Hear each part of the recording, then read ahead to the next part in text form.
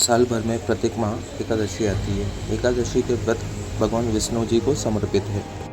इस बार 2 जून को अपरा एकादशी आ रही है। आइए पंडित जी से जानते हैं इस एकादशी का विधान। अपरा एकादशी 2 जून को पड़ रही है तथा एकादशी भगवान विष्णु को समर्पित कहा गया है तथा एकादशी करने से अनेक पुण्य की प्राप्ति होती है तथा मोक्षदायिनी एकादशी को कहा जाता है तथा यह अपरा एकादशी रविवार को पड़ रही है तथा यहाँ पर भगवान विष्णु का पूजन करना चाहिए तथा भगवान विष्णु मोक्ष को देने वाले तथा धन्य धान्य को आदि को देने वाले होते हैं तथा अपरा एकादशी का बड़ा ही महत्व कहा गया है।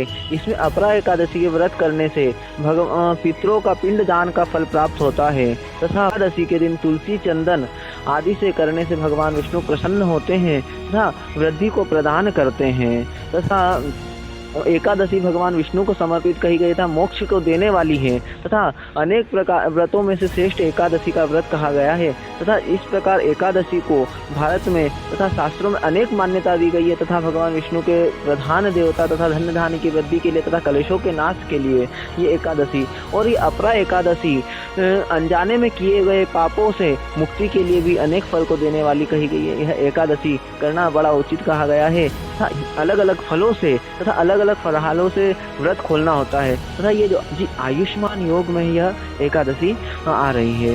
इस एकादशी में का व्रत करने से आयु की वृद्धि होगी तथा पितरों की शांति के लिए एकादशी का व्रत कर सकते हैं तथा भगवान विष्णु की प्रसन्नता के लिए, धन तथा वैभव तथा शारीरिक सुख के लिए भी, शरीर में कोई कष्ट हो तो उसके निवारण के लिए भी एकादशी की जा सकती है। एकादशी का नियम होता है कि एक दिन पहले दशमी के दिन सूर्य अस्त से पहले भोजन कर लिया जाए, उसके पश्चात अन्न नहीं लिया जाए। उसके पश्चात एकादशी के पूरे दिन अन्न का वर्जित कहा गया है कि एकादशी के दिन अन्न का ग्रहण नहीं करना चाहिए। उसके पश्चात द्वादशी को एकादशी खुलती है। इस प्रकार एकादशी का संपूर्ण व्रत कहलाता है। इस प्रकार एकादशी का व्रत पूर्ण होता है।